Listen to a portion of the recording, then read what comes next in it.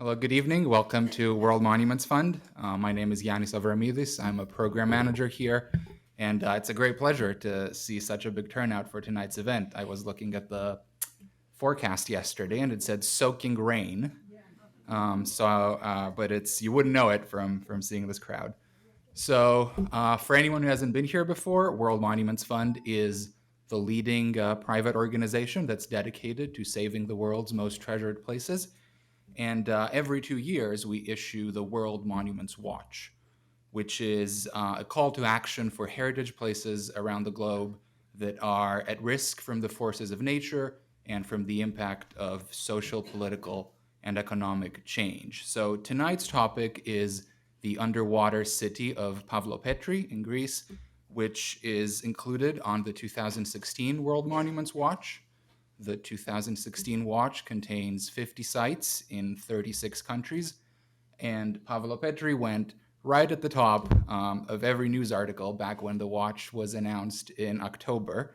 And I can also tell you that since we received more than 180 nominations for this cycle of the watch, it was a site that really captivated many of us at WMF in the course of our review process, because as you'll hear tonight, it's an absolutely fascinating place, and there are many different circumstances right now that are working both for and against it. But I'm not going to give any spoilers. I'll just introduce our two speakers. Tonight we have the honor of hearing from the person who first discovered the site, Dr. Nick Flemming.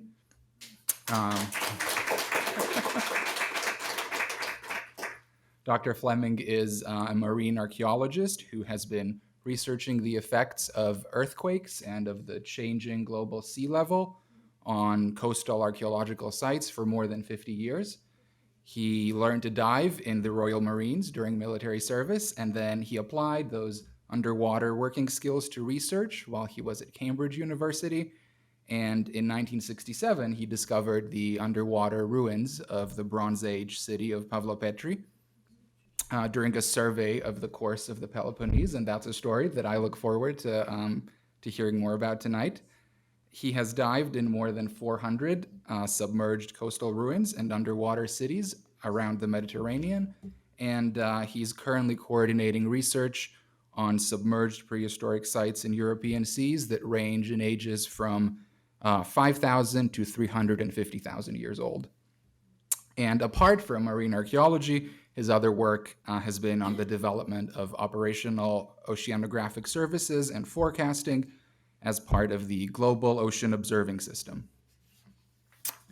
And then after Dr. Flemming's presentation, we are also going to hear from Dr. Cheryl Benard, who is the founder of the Alliance for the Restoration of Cultural Heritage, or ARCH, and it was the Greek... Yes. It was the Greek chapter of ARCH that brought Pavlopetri to our attention by nominating the site to the World Monuments Watch. And so tonight we're also going to hear about their ongoing efforts to protect the site. Dr. Benard holds degrees from the American University of Beirut and the University of Vienna. And after teaching at the University of Vienna, she was appointed research director at the Boltzmann Institute, which is a political think tank. And then later she moved to the US, and she became a senior analyst and program director at the RAND Corporation in its National Security Research Division. Dr. Benard then decided to apply the skills of strategic analysis to heritage protection when she became tired of witnessing the wanton destruction of culture and was shocked into action by the destruction of the Bamiyan Buddhas in Afghanistan. And along with a few colleagues, she founded ARCH, which is headquartered in Washington, D.C., and is now active in Afghanistan, Iraq, Cuba, Syria, and, of course, Greece. So Dr. Flemming and Dr. Benard will talk for around 40 minutes, and that's total, not each. And at the end, there will be some time for questions and answers from the audience, and afterwards, there will be a reception right here at the back of the room. And then also, lastly, tonight's event is being taped. So if you know of anyone who should have been here and couldn't make it, just please look for the recording on our website in the next few weeks. So that is all for me, and please enjoy tonight's lecture. Ladies and gentlemen, representatives of the World Monuments Fund and representatives of the Alliance for the Restoration of Cultural Heritage, I'm honored to be invited to talk to you this evening. Pavlopetri is the oldest complete town ever found underwater. The settlement contains both Neolithic and Bronze Age material, that's say from 3,000 to before 5,000 years old. And the town flourished principally in that period, between 3,000 and 5,000 years ago. After that, it sank into the sea as a combination of both earthquakes and sea level rise. And the sea, in a sense, has protected it for the last 3,000 or 4,000 years until now. It's a unique archaeological remain and desperately requires protection. I found the ruins on the seafloor in 1967 and have helped to organize a large number of projects and trips here. That many people have been involved. And I should stress also that Professor Jay Kleinberg, my wife, accompanies some of these projects and has given me many ideas about history of towns and archaeology and social structures, which scientists find very difficult to understand. I thank all the people who've taken part in these projects, but I can't possibly go through them all step by step and make individual thanks. Pavlopetri is situated in the extreme southern tip of the Peloponnese, and it's just opposite the big island of Elafonisos. This name Elafonisos is going to come up quite often, so please remember that. The typical foundations of the walls are not square blocks like the Parthenon or the Empire State Building. They're all scattered irregular blocks like that, but you can see the walls very, very clearly. That's our daughter, Kirsten, who's a trained architect and a trained working diver. Very useful.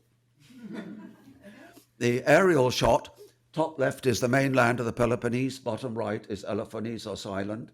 Pavlopetri Island, which of course is the modern name, we don't know what the city was really called. And the ancient ruins are all in the triangle between the island and the big sand spit. You can see a sort of rocky spit coming out under the water, and up here somewhere, there, you can see dark lines coming down, which are the beach rock. That's another word that'll come up. It's fossil beaches, and that's extremely important. And the mainland and Elafonisos were joined together when the town was occupied, and then subsequently the isthmus between the mainland and Elafonisos flooded, and the city went underwater. The first map was made in 1968, the year after I found it, with a project team from the University of Cambridge. They made a wonderful publication in 1969, which is in front here. Anyone can come and look at it afterwards. And then everybody forgot about it. I went back in 2007 and found that, to my surprise, the ruins looking in quite good condition. They were still there.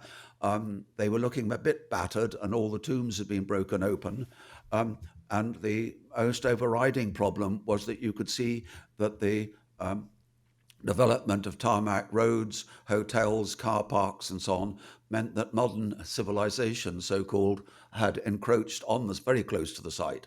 So we went back in 2008 with John Henderson, who's on the left there, and me waving my arms about in a dramatic way, and we're planning the reconnaissance.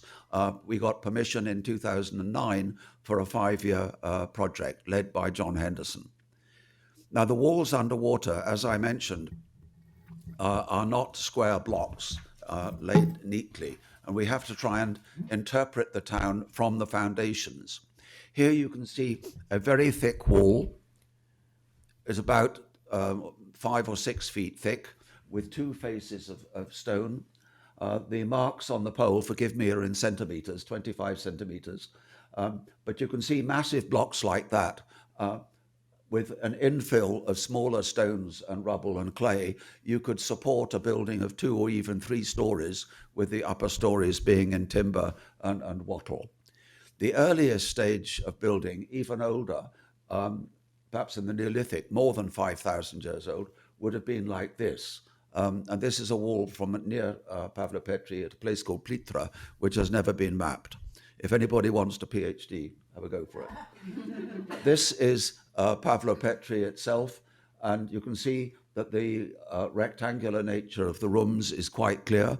In 1968, when they did the survey there, the Cambridge team, they identified 15 separate houses with between 6 and 10 rooms per house. So it's quite an urban, and that was just part of the town. It's about 24 acres of ruins underwater. A point to notice here is that the walls have got this very strange growth on them, which is actually boring into the rock. And if we go back one slide, you can see that that's relatively clean. So that there's something changing in the chemistry of the water.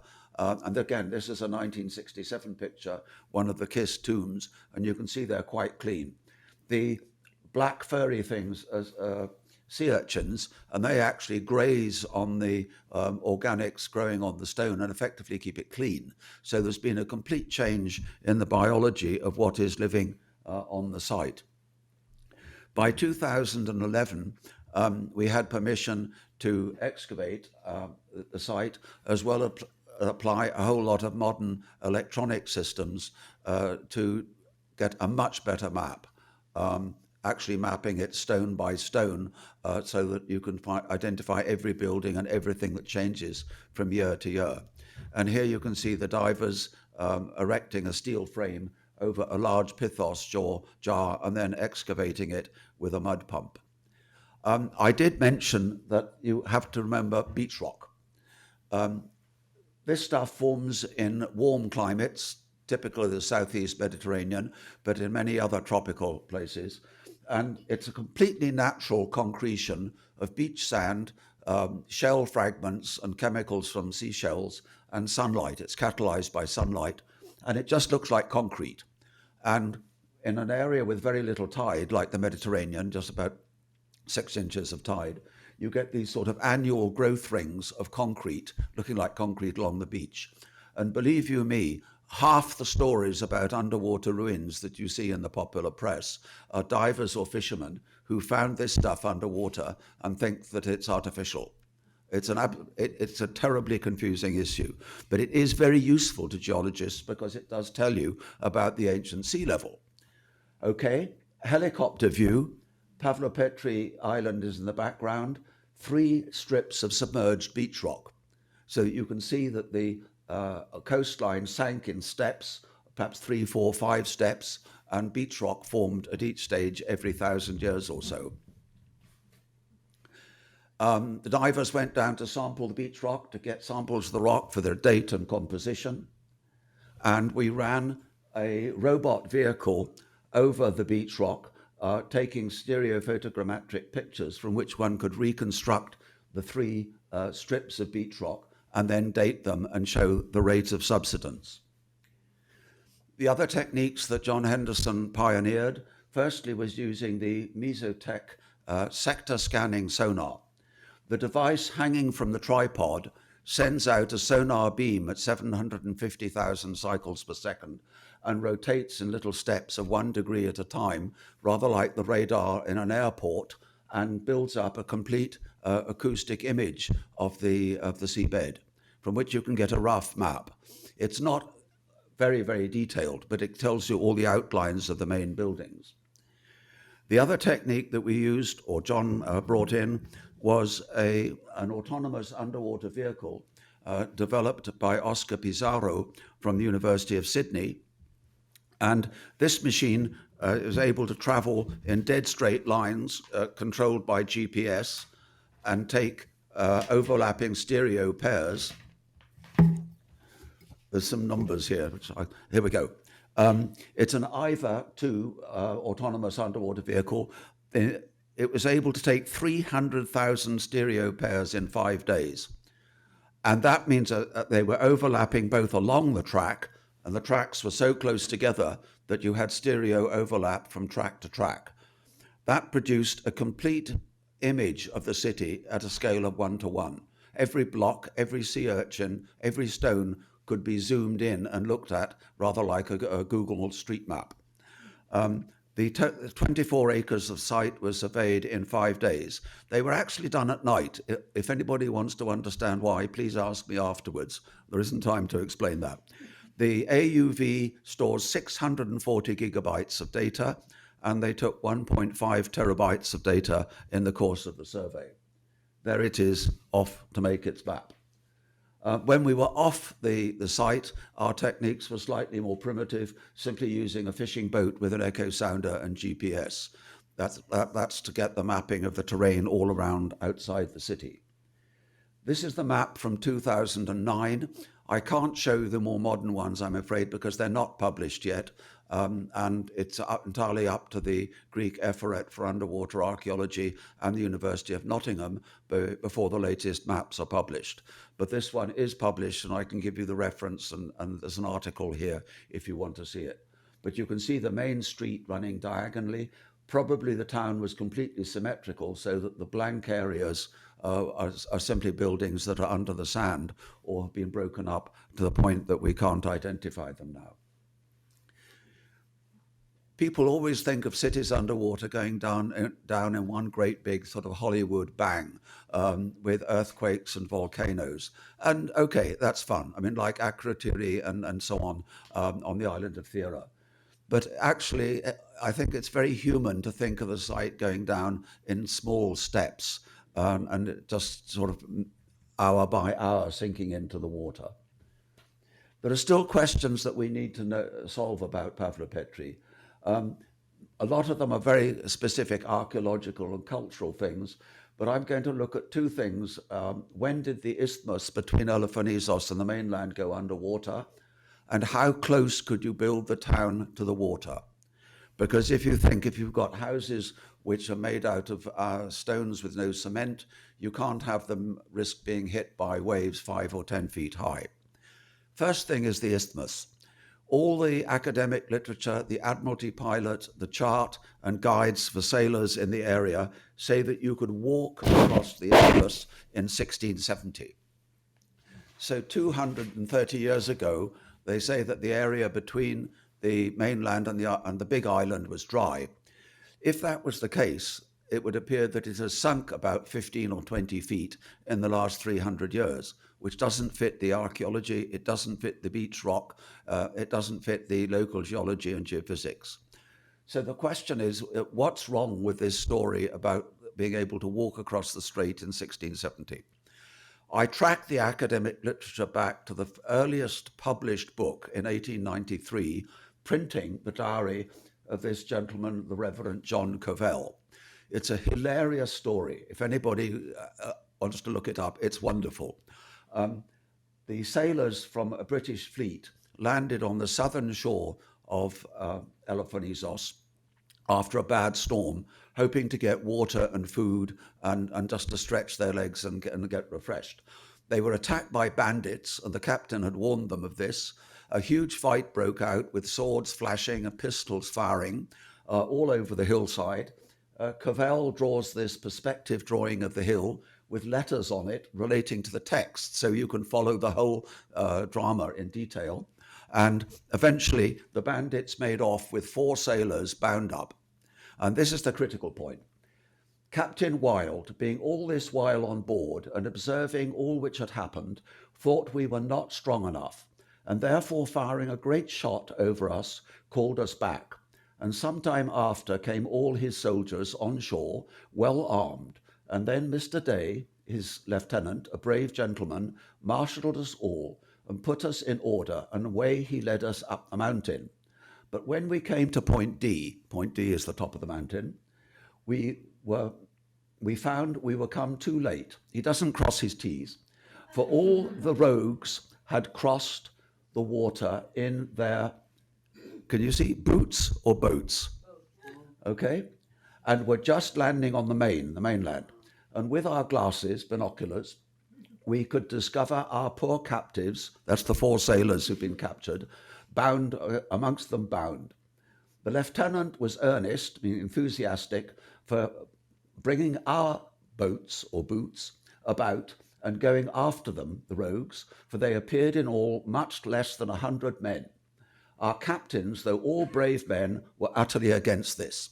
So they abandoned the 4 sailors, and the story goes on and on. I promise you it's funny. They turned up and ransomed in a Turkish galley in Smyrna 4 years later and were rescued and wanted their back pay from the Royal Navy.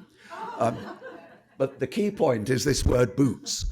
The text there, that phrase, the rogues had crossed the water in their boats, got into the printed text as boots. That is the whole story for how the isthmus was fordable in 1670. It's not true. The isthmus was probably 8 or 10 feet deep in 1670. I haven't published this yet, but I've worked on it with some Greek geologists, and we're looking for a journal of humorous archaeology, but I don't think there is one. If anybody, honestly, you have to read the original. Okay, how close could the waves get to a town? Chrysanthi Galou found this amazing picture. That's more or less what Neapolis looked like. It's a little town about 5 kilometers away. And you can see the jetty sticking out. This picture from 1935, there's the jetty, and waves breaking over the jetty about 15 feet high. Yeah, 12 to 15 feet high, 4 to 5 meters. Now, a wave like that would obliterate Pavlopetri in one night. So clearly there's something wrong. We made a computer model of the wave action in the area. The Elefonisos Island is the big bit sticking out on the left, and it's joined to the mainland. Pavlopetri is in the corner where it's dark blue. The color scale, dark blue means waves a few inches high, dark red means they're 30 feet high. So the computer model shows that if you have a storm from the southwest, Pavlopetri is in that dark blue wave shadow where the waves are just a few centimeters high. And similarly, if it's a storm from the southeast. Neapolis, if you look at it, is in a dead straight line with that orangey yellow. If you look on the scale, it's 5 meters, which is exactly what that big wave was. So every 50 to 100 years, you could get a wave of 15 feet, but it wouldn't strike Pavlopetri. Summary of work in progress, things that we know and don't know and want to work on. I've put down there, the isthmus was not dry land. The sand movement damaging the site, erosion and boring sponges. Just finishing on the next steps, what can we do? Dr. Benard will go into much more detail about this, but very roughly, preventing big ships anchoring in the bay, preventing tourist yachts anchoring over the ruins, delimiting the site, showing where the ruins are underwater, and developing both tourism and involvement of local people and students. This, to my mind, is the spirit of research at Pavlopetri. John Henderson in the middle, working with the latest plot from the autonomous underwater vehicle, students, local people from the villages, the local priest, and everybody joining in. It was a wonderful atmosphere. Thank you for listening.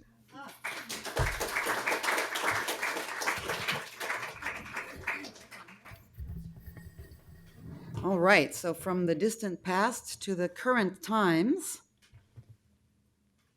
And I'd like to tell you a little bit about what's happening on the ground to try to preserve the site. You've heard how important and unique it is, how to make sure it doesn't get demolished carelessly before it can be fully studied and enjoyed. So our organization first got called in here in 2014, and the situation at that time was that the local population could very clearly see that there was illegal anchoring of ships going on in their bay, which is Vatika Bay. They could see from the damage on the beach, they were collecting tar balls and things like that, and they could also physically see the ships. So some mornings they would wake up, and that on the left would be their view. There would be between 5 and a dozen ships, cargo ships anchored there. Now, it's completely illegal. There are regulations that forbid the anchoring of ships there, with the exception of an absolute weather emergency where some ship, it's a life or death matter, and they have to seek shelter in that harbor. That's the only instance in which anchoring there is allowed, but it was being ignored, as you can see, quite flagrantly. Now, the population was not, taking this lying down. They were trying to do what they could about it. There's a very active, you'll see him shortly, editor of a local newspaper. He was writing about this. He was circulating petitions. People were signing them and mailing them in. People were rowing out to the ships to take pictures. Yes, in addition to anchoring there, they were cleaning their hulls. And as I can tell from your reaction, you know what that means. It means dumping ballast, which is water from elsewhere, which can contain all sorts of materials that then contaminate that bay and bring foreign life forms and algae and so on into the bay. And cleaning the hull releases toxic chemicals. That's why it has to be done under very strict conditions in a legal harbor. But it's expensive to do it there. So they had crews sort of doing this illegally for them, and people were rowing out by night to take photos of this to document it, the local citizens. My favorite action that they had, I think this is just genius, is they organized a human chain from the land into the sea, into the submerged city to sort of demonstrate the unbroken chain of history. And so this is the group that was forming on land. And then they created this chain. And then the intrepid ones went into the water. And the really intrepid ones, bottom left, were treading water as far out as they could get above the sea. But all of their efforts were not really bearing fruit at all. They were just being ignored, and this was not getting better. It was getting worse. So they called us in to see if we could come up with some advice for them on what they could do. The Powerhouse, the local Powerhouse, who cannot be with us today but is with us in spirit on the right, is Barbara, or Varvara, as it is pronounced, I guess, locally. On the left, you have Labi, who is the gentleman from the press there, from the local newspaper. And the second on the right is another member of the Arch team, Connie, the local Arch team. So our trademark approach at Arch is that we have a very, very extremely interdisciplinary team that includes a lot of political scientists, sociologists, strategists, as well as, of course, archaeologists and historians. We have diplomats, and we kind of try to come up with an action plan when we encounter a situation such as this one. And we start by identifying, well, what are the opportunities and what are the obstacles in a situation. So in Pavlopetri, the big obstacle was that you've seen it on the map. Neapolis is very far away from Athens. Even if it were closer, Athens has a lot of things on its mind just now, and Pavlopetri is not very high on the list. And also Pavlopetri, unique as it is and amazing as it is not very present in people's minds. It's not like a famous site. It's a lot of people then say, "Oh, is it Atlantis?" And that kind of makes it click in their minds. But without an association like that, it's a name most people have never heard. Although we hope that's changing now with being on the list of the World Monument Fund. The opportunities, as we could see them, were, well, it's a very important site. Every scholar, every knowledgeable person in the field agrees that it's a unique and extremely important and valuable site.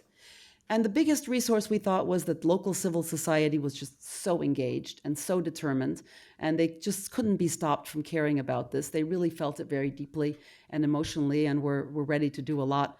And we operate in many, different places. That's not always the case. So this was something very, very special and very valuable to us there. Another advantage was that, in theory at least, there were these laws and regulations. That's also not always the case. They just weren't being enforced. So the big challenge was to figure out how could we get those laws and regulations to actually be respected. So the first thing that happened was that the local population decided to form a local chapter of Arch. And as you can see, it's not bad to be on the right. It's not bad to be a member of a Greek nonprofit organization. The treats are quite enjoyable. So the plan, that we usually follow, and here too, was to first just get as many facts as possible, and then try to we actually do an actual who's who of who are the enemies of our undertaking, who are our allies, who are the potential allies, and therefore what are some of the steps that we need to undertake. And what are the vested interests? That's very important too, because it's amazing sometimes what vested interests, either rational or semi-rational, can hide under the surface. And then, of course, the next step is to spread the news and initiate your actions. So one critical advantage, in addition to in addition to the already engaged local population, it was super helpful to get on the World Monument list. First of all, it was a huge boost in morale for the local people to get this recognition. There was a great deal of press coverage, and there continues to be. That's been very helpful. And it kind of stimulated, the Greek pride also in this site, which maybe had been a little bit forgotten on the part of some of the authorities and the bureaucrats. So that's been very great. And the other thing that has been helpful is that there's very often an overlay we found with environmental issues when you have a cultural heritage protection issue, because very often the threat to the cultural heritage site is a big economic undertaking. For example, we have a project in Afghanistan where a Chinese mining company was planning to blow up a 5,000-year-old Buddhist city because there was also a copper deposit there. And you could see the stupas. The rest was still buried, and they're going, oh, really? There's an archaeological site? We had no idea. So, and there too, a copper mine, of course, it was also on top of the aquifers, the principal aquifers, so there was a huge environmental issue involved too there. And there's the pollution of the bay issue, there's the water quality issue, which Nick has already highlighted. You can even see it visually and what's happening underwater there. And there are also birds and sea turtles that migrate there and nest there, and all of that is as endangered as the site is. And there's Natura 2000, there's the World Wildlife Fund, there are a number of NGOs there that have become our partners in this effort, which of course is terrific because you have a lot broader spectrum of support then. These are just a little glimpse of some of the press covering that we had as a result of getting on the watch. So there's a lot happening currently too. This is really, as I said, it's really energized the local population. We've got teachers, they've got an essay competition that they're planning on the best essay on how was it to live in Pavlopetri, and they're preparing materials for the tourists. There's a high number of tourists that usually arrive in July and August, and they want to hand out information materials to them to get them on board too. And there's going to be an official watch day. It's usually in September, typically, but they've moved it forward to August in order to have more of the tourists involved in it as well. We still have, a lot of obstacles to face. So there are some locals, some are well connected, who are benefiting from this. Not a lot, but in their terms, I guess it's a lot, which is sad because the little bit that you might profit from selling, snacks to the sailors on those cargo ships is not really in any relationship to what you're losing, but to those individual businessmen, I guess it seems like a lot. We've done a rough calculation, and we figured out that the ship owners are saving at least 5 million euros, and the Greek government is losing at least 5 million euros in harbor fees that they would have to pay if they weren't anchoring illegally, if they had to go to a legal harbor and pay. And well, it's difficult sometimes to get Greek authorities and even the Greek ministries to pay attention to anything like this because they have the refugee issues, the economic issues, the political issues. So that's definitely a complication. So what are we doing? So one thing we're doing is we're creating a very strong body of evidence. We have a lovely intern named Anne, whose daily task it is to go on a marine app that exists and to take a screen capture and document exactly which ships are there. And then she uses the information on that app to look up who owns those ships. So we've got a pretty condemning little file there on the ship owners that are doing what is absolutely not legal. And because we weren't very successful in raising a lot of attention to this in Athens, we thought, well, we're going to have to go over their heads, and we're going to go to the European Union, which also has regulations that Greece is bound to respect in terms of heritage protection and environmental protection. And we have one of the law firms that works for us pro bono has prepared a very thick and impressive dossier, and we're getting ready to submit a complaint to the European Union and also to the United Nations on the violation of the laws and regulations there.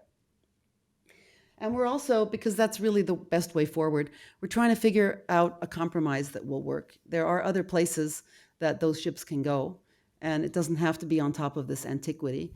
And we're also trying to make the case, which really everyone should understand, that there's a big economic gain to everyone if you have a legal tourism attraction, if you have something that you're taking care of, and if you can develop this in a way that will attract more people to an area that does depend on tourism for a lot of its livelihood and jobs.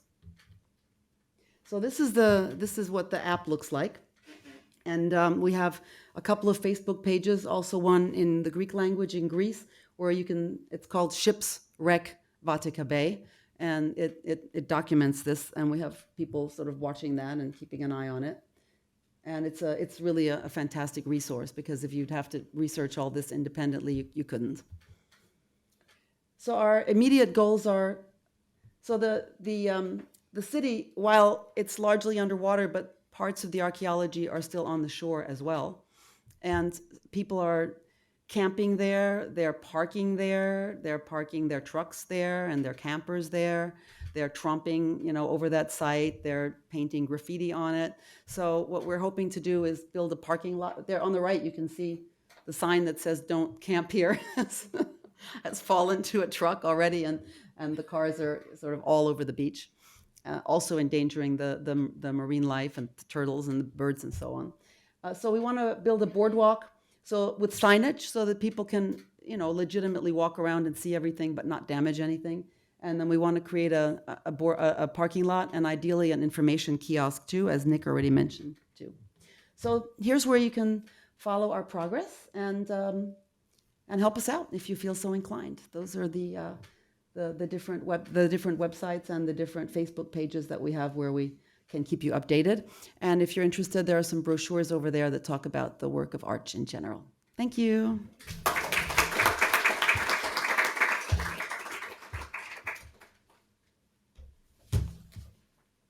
Okay, let's see, are there any questions? Let's go ahead. I may have to repeat your question, but please speak up. Explain a little more how you found the site originally.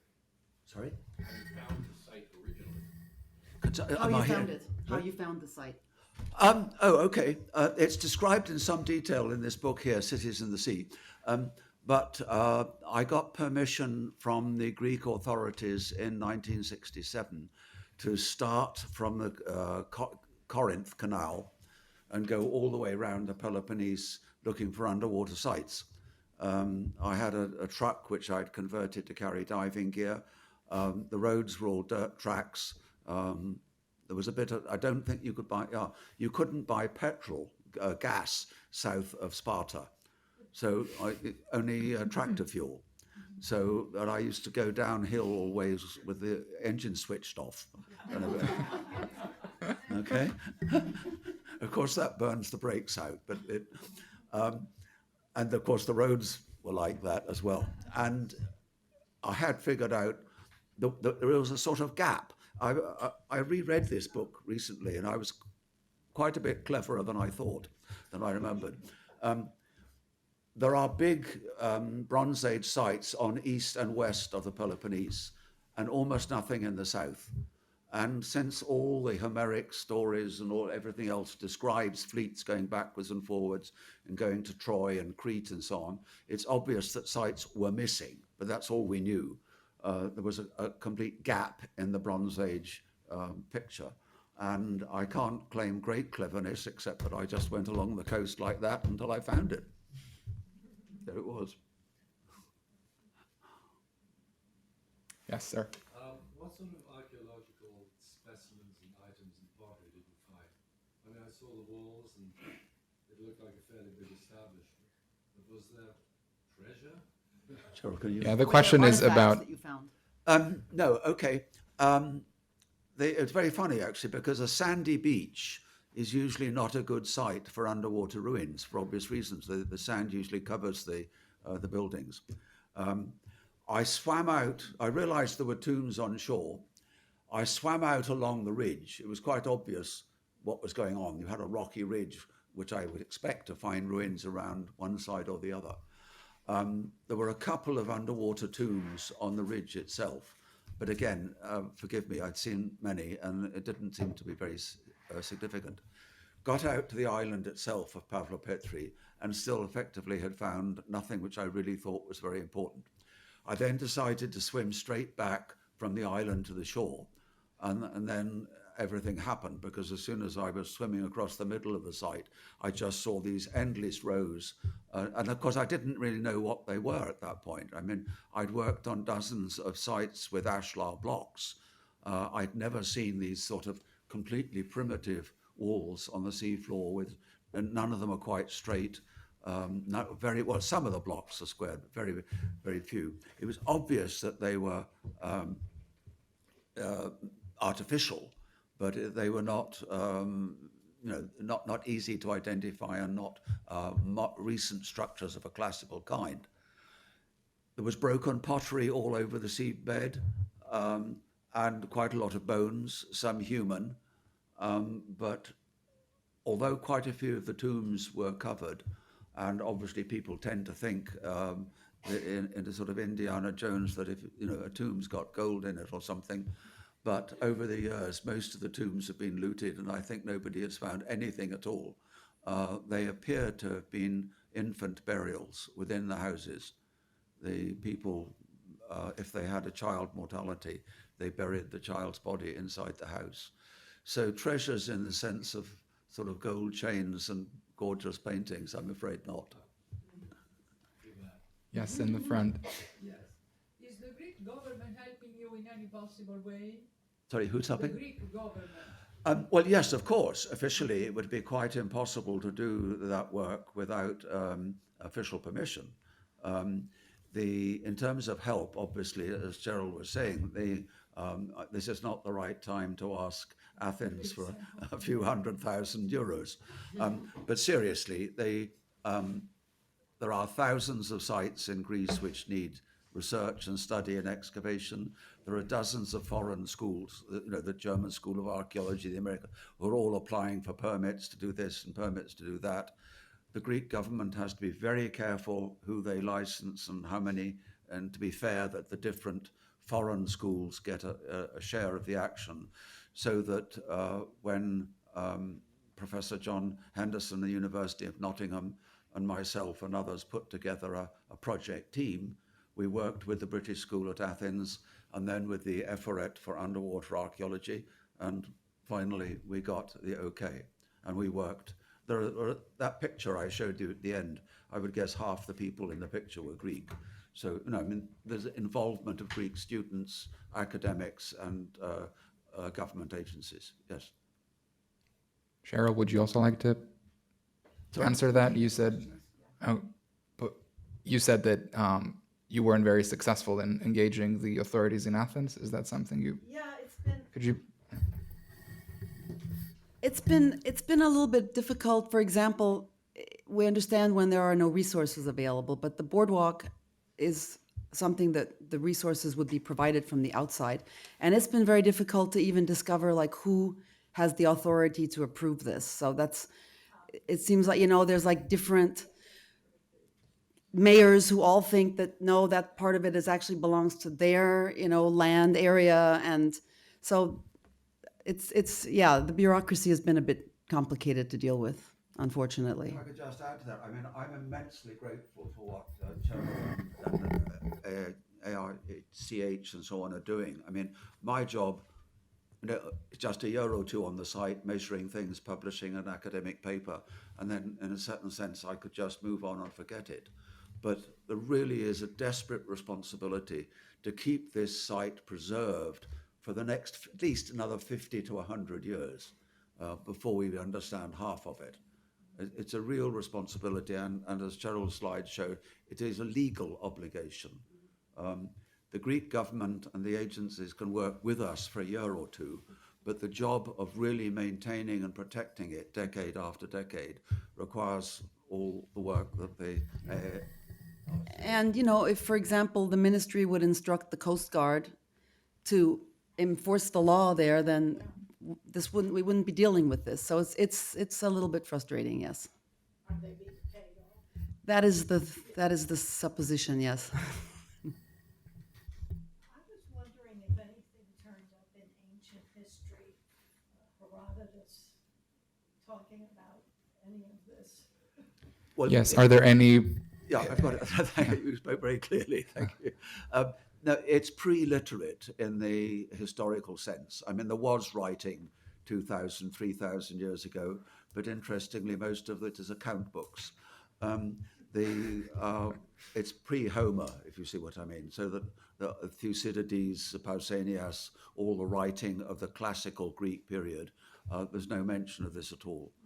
But there are enough Greek sites, enough Bronze Age sites, like Phaistos and Knossos and Mycenae and so on, which have been studied, so that we can see where it fits in. But its uniqueness, it's not forgive me, the question about treasures, but I mean, palace sites get all the headlines. And so that Knossos and Phaistos and Mycenae, with kings and gold masks, get all the publicity. The Pavlopetri, I'm trying to think of the equivalent. It's the equivalent of San Diego, if you see what I mean. It's a great, big, scruffy industrial port with military significance, essential supplies, and a big productive hinterland, growing oranges and copper and all those things. So it's a fascinating social structure, which is utterly different from the palace sites, and it's different because it's marine. It's part of the earliest marine infrastructure, with trade between settlements, Bronze Age settlements all over the Aegean and possibly even North Africa.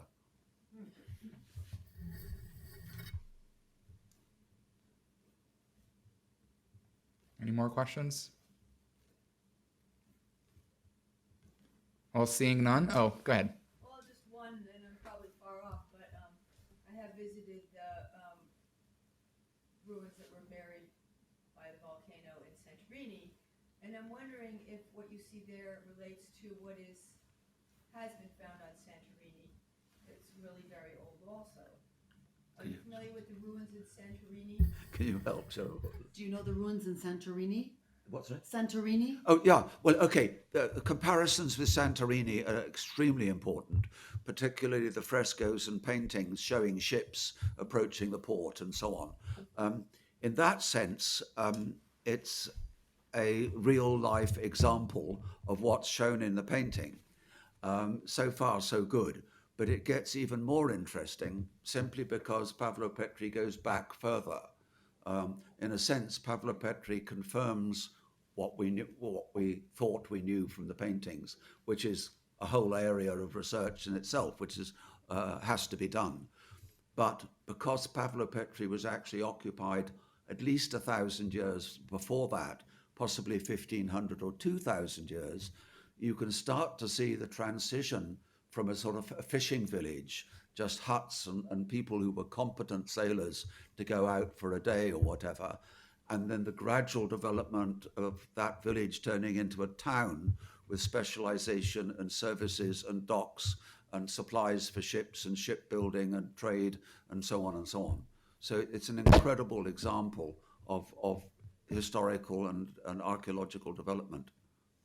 But Santorini is a very important sort of benchmark for comparison. Yes. Well, I would like to add, if some of you have not planned your summer vacation yet, I can highly recommend Neapolis in August for our watch day, possibly. It's really very lovely. The people, as you can see, are delightful. There are things to see around. It's not just that one town. There are quite a few destinations within an hour or so drive that are very enjoyable.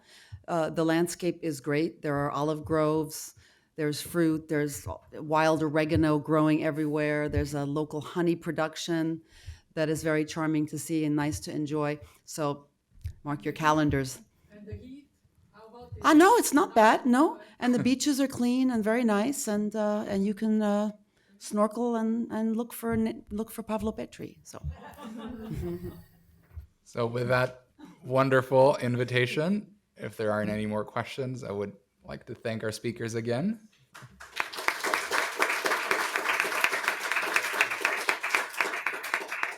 And thank you all for coming. I hope you will stick around for the reception. All the wine tonight is from the Peloponnese, so if you needed an extra reason to stay, please. I'm just so excited by what they're doing, Cheryl, really, and it is so important.